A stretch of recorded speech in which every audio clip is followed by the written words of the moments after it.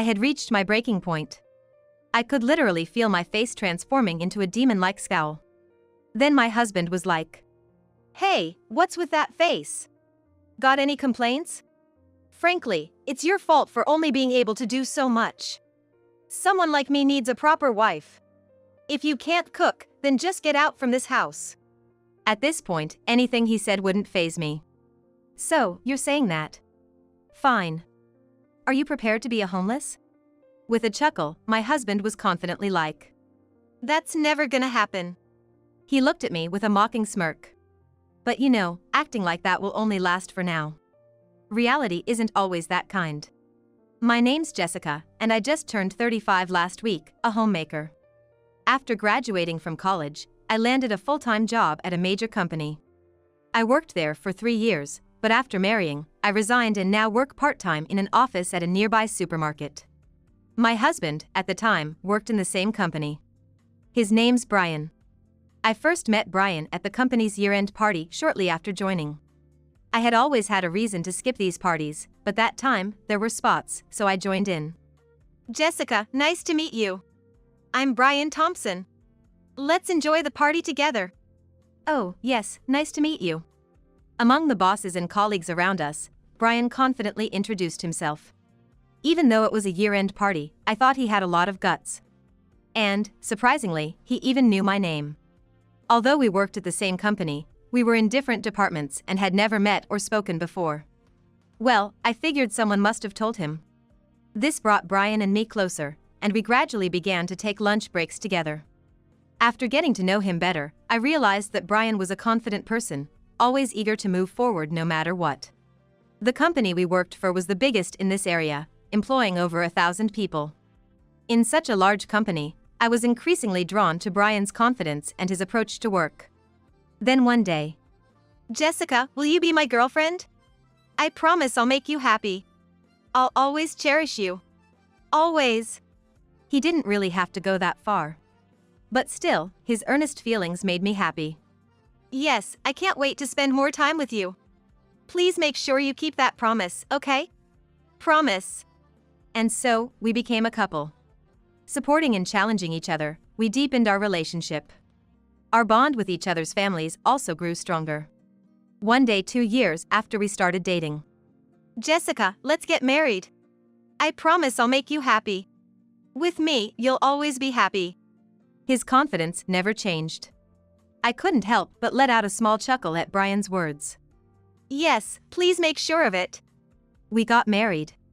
We were blessed by many people around us, and our future was filled with nothing but hope.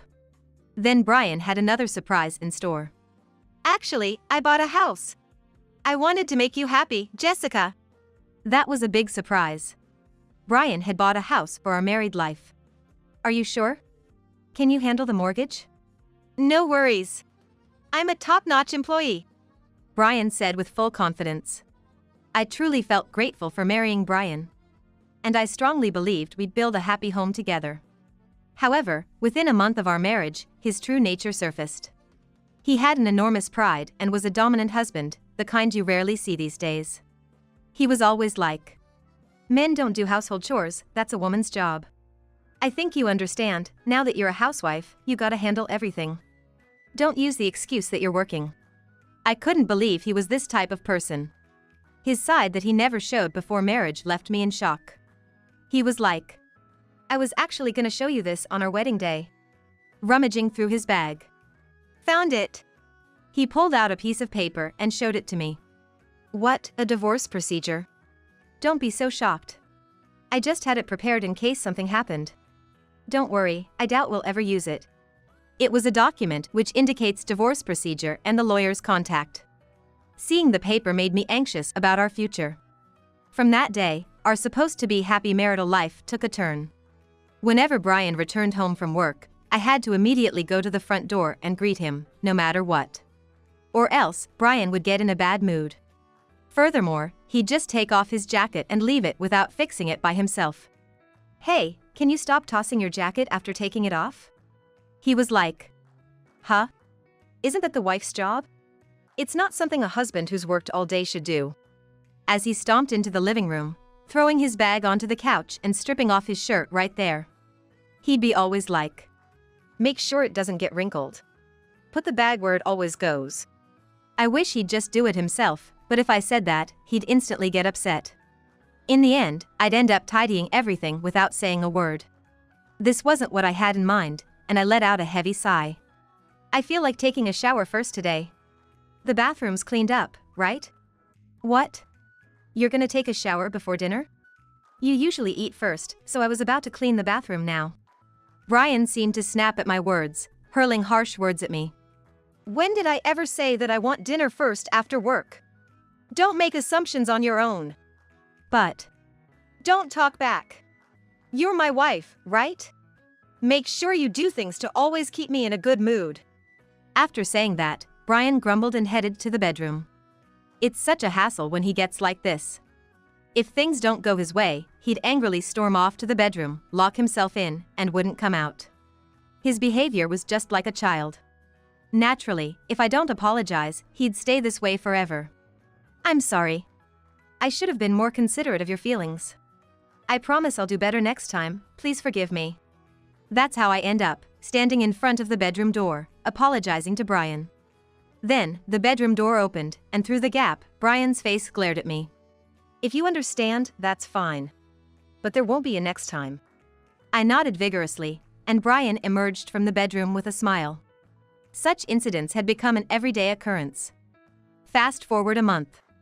Suddenly, a loud noise echoed in the back of my head. And the noise kept growing louder. In that instant, I found myself on the couch. Thinking back to the previous day, I vaguely remembered. Oh, I must have fallen asleep right here on the couch. I had dozed off on the couch. The daily grind of work and household chores had unknowingly piled on fatigue. Lifting my exhausted body, I checked my phone and saw it was already past 8 a.m. Oh no! I rushed to the bedroom and shook Brian, who was soundly asleep in bed. Brian, wake up! You're gonna be late for work! Brian, looking irritated, slowly sat up and rubbed his sleepy eyes, glancing at his phone by the pillow. What? 8 a.m.? Why didn't you wake me up? I'm sorry, I've been so tired lately. But you need to get ready fast. You're gonna be late. Are you kidding me? It's your job to wake me up. There's no way I can get ready in time now. I've never been late once. What if I get fired because of this? How are you gonna take responsibility? I had never seen Brian this furious before. No matter how much I apologized, Brian's anger showed no signs of abating. Instead, it seemed to intensify, and it reached a point where nothing I said would calm him down. Listen. As a punishment, clean the whole house today. If I come back and find even a speck of dust, I'll kick you out right away. With those harsh words, Brian left for work. Even if it was my mistake, I'm exhausted too. I wish he'd show a little concern for me. But the more I think about it, the more I hate myself for not being able to say anything. There's one person I always turn to in times like this. Morning, Mom. Sorry for calling so early. Can I come over? Morning, Jessica. That's fine. You're off work today? Yeah, I was scheduled to have the day off. All right. I'll prepare some coffee and wait for you. Take care on your way. Sorry, and thank you. My mother seemed to notice something was different with me. Did you and Brian have a fight? Why do you ask? You don't sound cheerful. And Jessica, whenever something's bothering you, you tend to apologize a lot. I've watched you more closely than anyone. It's obvious. Yeah. Her kind words brought tears to my eyes. Knowing this, she was like, I'll be waiting for you. And hung up. After quickly getting ready, I headed to my parents' home. My mother had coffee and cookies prepared. The moment I saw her face, all my pent-up emotions spilled out, and I burst into tears. And yet again, I apologized over and over. How much had built up inside me? Regardless, I just poured out everything. My mother listened patiently, nodding along, without showing any signs of irritation. Thanks to that, by the time I left, I was back to my usual cheerful self. Thanks, Mom. I'll be back soon. Yeah, take care on your way. When I got home, I immediately started cleaning. I'll be damned if I let Brian have the last word. I'll clean till I'm satisfied. 5 hours went by. Yeah. This should be good. I cleaned every nook and cranny of the house. There's no way Brian can find fault with this. Nodding in approval of my cleaning, I was like, what's next? I rolled up my sleeves and headed to the kitchen to start making dinner. Brian would be home soon. I had to get it done before that. And after about 2 hours of cooking, the sound of the front door opening broke the silence. Brian was home. I quickly went to greet him at the door. Welcome home. I proudly displayed the immaculate home in front of Brian, as if to say, look at what I've done. Yet, he didn't say a word, just headed to the bedroom, changed, and came back out. Hey, dinner. It's ready. Eat it while it's hot. Of course, dinner was also perfect. The table was lined with elaborate dishes. I had just made it in time. Even I couldn't help but admire how much I'd accomplished. I thought Brian surely couldn't find fault. However, Brian didn't show any reaction to the feast in front of him. He just began eating in silence. How's the taste? I tried harder with today's meal than usual. His response was, do this every day. What? What do you mean by tried harder? Just do this every day. Did he have any idea how long this all took? I'd spent the entire day cleaning the house and preparing this lavish meal, and still. His words were so cold that I was left in shock. He barely ate, simply putting down his knife and fork. Brian then got up, went to the sofa, and started watching TV. Aren't you going to finish? He ignored me. All right, I'll wrap it up and put it in the fridge, so eat it when you're hungry. Then, yet again, I heard cold words from Brian. No one's gonna eat that. Just toss it. I could see the smile on my face turn into one of despair at Brian's words. What are you doing? Throw it away already. If you won't, I will. With that, Brian began to get up. Wait, okay, I got it. I thought it'd hurt less if I threw it away myself. Without a word in response, I threw the dish into the trash can. The moment I did, my husband smirked at me. He was like, man, I'm beat today.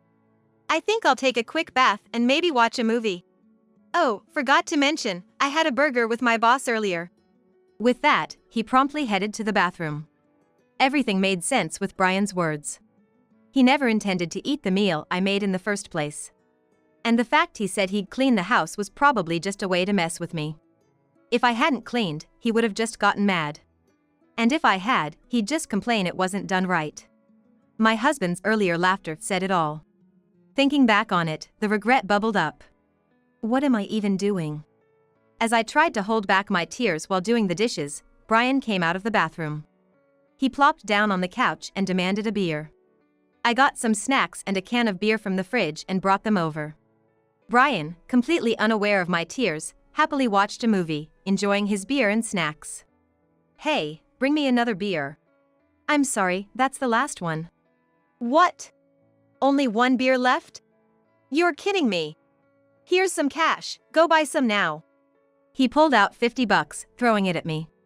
Picking up the dropped cash, I headed to a nearby liquor store. Maybe it was because the days have been getting warmer, but it was still slightly bright outside. As I walked alone, I felt like passersby were looking at me. They must be looking at me with the same disdain Brian does. Through my life with Brian, I felt I had lost my sense of self. The next day, the sound of my alarm woke me up. Right. I fell asleep here again. I was on the couch. I was too afraid to sleep in the same room as Brian. As I let out a deep sigh, I sensed someone near me. Startled, I looked up to see Brian, already dressed in his suit. Oh. Good morning. I was out of it. I was so groggy just after waking up. Brian looked down at me from above. Then, he made a comment. You're a failed wife. First thing after waking up, he was making sarcastic remarks at me. Still feeling dazed, I muttered an apology. But with a smug expression, my husband continued with his sarcasm. Can you make a decent dinner tonight? I can't take another terrible meal like yesterday. With that, he left the house with an unsettling grin. The moment Brian left for work and I was alone, I felt a little lighter. Without a doubt, the stress from him was weighing me down. The thought of enduring this stress every day made me feel trapped, and I started feeling that being here was a bad thing. However, even so, as his wife, I still have to do housework. I pushed myself to start the usual chores. Time flew by, and before I knew it, it was 5 p.m.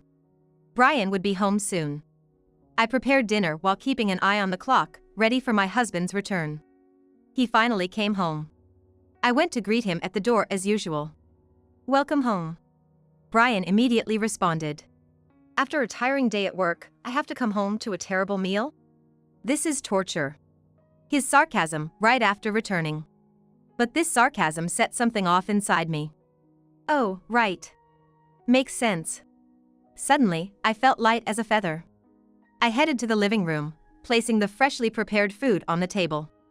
Brian, having changed his clothes, approached. Looking at the dishes laid out, he was like, "For a wife of a top executive like me, this is the best you can cook? You're failing as a wife." Saying this, he ate standing up.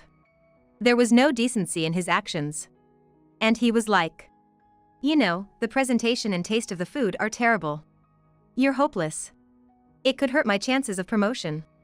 I had reached my breaking point. I could literally feel my face transforming into a demon-like scowl. Then, Brian was like, "Hey, what's with that face? Got any complaints? Frankly, it's your fault for only being able to do so much. Someone like me needs a proper wife. If you can't cook, then just get out from this house." At this point, anything he said wouldn't faze me. "So, you're saying that? Fine. Are you prepared to be a homeless?" With a chuckle, my husband was confidently like, "That's never gonna happen." He looked at me with a mocking smirk. But you know, acting like that will only last for now. Reality isn't always that kind. Just then, Brian's cell phone rang. "Hey." "Yes." "Okay, I'm on my way." It was his boss on the other end. Being a competent worker is tough, always getting invites. The boss wants to grab drinks. Thank goodness. I can avoid your terrible cooking. He quickly changed and left for his night out. Then, I watched him go, coldly. 2 days later, as I dined with a friend, my phone rang from inside my purse. Pulling it out, I saw it was a call from my husband. I muttered like, "Again." Declining the call and slipping the phone back. Truth be told, in the past 48 hours, he'd called nearly 100 times. And every single call was from Brian. My friend asked if I was gonna answer, but I kept brushing it off. I just can't deal with my husband right now. I was aware he'd been trying to reach me, but I was just too busy to answer. And so, it was the same this day too. However, Brian, blissfully ignorant of all this, continued his relentless storm of calls. And tons of emails. Normally, one might become neurotic from such frequency. Ultimately, I didn't answer the phone until another 3 days later. "Can you cut it out? I don't have time to deal with you." "What the hell do you think you're doing?" "What do you mean?" "What do I mean? You disappeared from the house without saying anything." He seemed quite panicked about the current situation. "It's not without saying anything, is it? After all, since we're getting a divorce, it's only natural for me to leave the house, right? What are you saying now?" That time, when Brian cursed the food I made and told me to get out, then went out drinking with his boss right after that day. I immediately packed my belongings and left the house on the same day, placing the divorce procedure document I had on the table and contacted the lawyer. "Don't mess with me. I never said I wanted a divorce." Indeed, he hadn't said he wanted a divorce. But anyone would consider divorcing after being spoken to like that, repeatedly. "It's not about whether you said it or not. Living with you made me decide to divorce." "What do you mean by living with me? In the first place, when did you prepare the lawyer? Without even telling me." I was shocked that he remembered nothing at all. Even though he did it himself. "Don't you remember bringing the document with the lawyer's contact soon after we got married?" "Oh. Remembered? I just contacted the lawyer and asked to proceed with it." "Huh? That was just a joke. Who the hell takes that seriously?" "I'm right here. Besides, it's not something to joke about. Anyway, our life together is over. I don't want to be involved with you anymore, so please don't contact me. Oh, by the way, I will get a lawyer to handle the property division issue later, so wait until then." Saying that, I hung up the phone. However, 2 hours later, Brian took an action that I hadn't expected at all. He came to my parents' house. "I found you. What are you doing walking in here like that? It's better than divorcing without consent, isn't it?" This is exactly what they mean by he has a comeback for everything I say. My words only return in his selfish explanations. This has happened repeatedly. It's just an utterly pointless roundabout. Then my mother, who was sleeping in the back, woke up upon hearing our argument. Enough is enough. This is not the place to argue. With my mother's low and calm voice, Brian fell silent. "All you've been doing is saying what you want to say, but essentially, this is a situation you've caused. I've been tolerating any and every situation just to lead a slightly happier life. I've been holding back on everything, job, housework, just gritting my teeth. What about you?" "Well, I'm the same. No, actually, I have it tougher. Can you understand the pressures of being an elite?" Understand? What is he talking about? He had absolutely no idea how difficult it has been for me. Right, I'm not an elite, so I can't understand you. But, you see, I had my share of hardships too. So, let me tell you what I've done and how I got here. It might be a good time to put an end to this, especially since my mother is also here. Huh? I presented the reality to my clueless Brian. Do you think we could live in that condo without any trouble? Do you think we could live comfortably on the salary of the elite employee that you claim to be? That's a given. We could live there because I've been earning the money. He really didn't understand anything. A deep sigh naturally escaped from me at the incredibly carefree words of Brian. You really don't know anything. That's why everyone, including me, is leaving you. Everyone else too. Jessica. It's fine. He won't understand unless I explain properly. Brian looed like a child who didn't understand a subject and has no idea what to do. But that's only for now. The mortgage for the house is $1,500 every month. Plus utilities, water bills, and other living expenses easily exceed $4,000. So what? That mere $4,000 can be paid with half my salary. Is this guy really that dumb? Do you even know how much you actually take home? Huh? I'm an elite employee at a major company. Obviously, I easily make over $8,000. $4,000. That's your net salary. Huh? Whether he was learning this for the first time, my ex-husband was stunned upon hearing his own salary. You call yourself an elite, but you're like the lowest of the low in your company, a perpetual ordinary employee, aren't you? You overrate yourself, assume you're an elite, and consequently, you ignore instructions from superiors you don't like and assign unwanted tasks to others. Despite being overwhelmingly disliked by everyone around you, there's no way such a person can be elite, right? You're rather a prime candidate for layoffs. By the way, I was told this by your direct boss when I was an employee. That's a lie. Am I disliked? Brian was barely breathing from just this part of the story. But that alone would not satisfy me. It's shameful that you spend that mere $4,000 so freely, thinking you're supporting our living with it. Haven't you realized that it's me who has been sustaining our lives until now? Huh? In reality, ever since we were married, I was working from home, apart from my part-time job. My husband didn't earn much and spent money freely, being of no help for living expenses. So what to do? I have to work and earn, right? While you were living a foolish life, I worked desperately behind the scenes to keep our life afloat. That's how I had been supporting our married life. But honestly, it worked out well. My hobby of drawing illustrations turned out to be useful for work. Thanks to that, I got an offer from a major company to work as an exclusive illustrator. Thinking about it, maybe I should thank you for putting me in such a tough situation?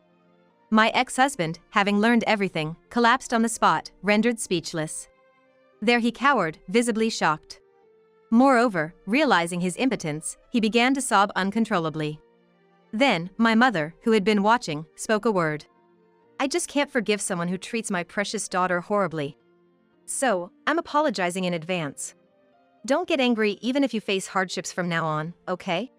My mother's eyes, as she said this, were sharp like those of a tiger spotting prime prey. Seeing my mother's eyes, Brian let out a silent scream and ran away from the spot. Later, from what I heard from acquaintances, my ex-husband, whose behavior at work became a problem, seemingly got laid off from the company as rumored. Moreover, having lost his income, he couldn't pay the mortgage and quickly had to let the house go. However, the house he finally bought was sold for not much, and living off the remaining money, life in a rundown apartment was the limit. Furthermore, when the lawyer I hired started discussing the divorce, he barely could pay the lawyer services fee, and apparently, he couldn't even afford to live in the shabby apartment he had just moved into.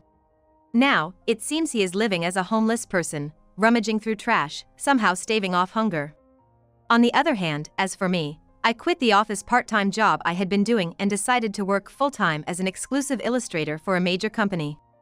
From there, my name gradually became known, and now I'm a sought-after illustrator. Jessica, here's your coffee. Thank you, Mom. Thanks to my mother taking care of things around me, I can focus on my work. Life that was once like hell is now heavenly. Mom, shall we go for steaks after a long time? Oh. Are you sure? Yeah. You always do so much for me. Well then, I guess I'll take you up on your kind offer. I'm going to cherish this life,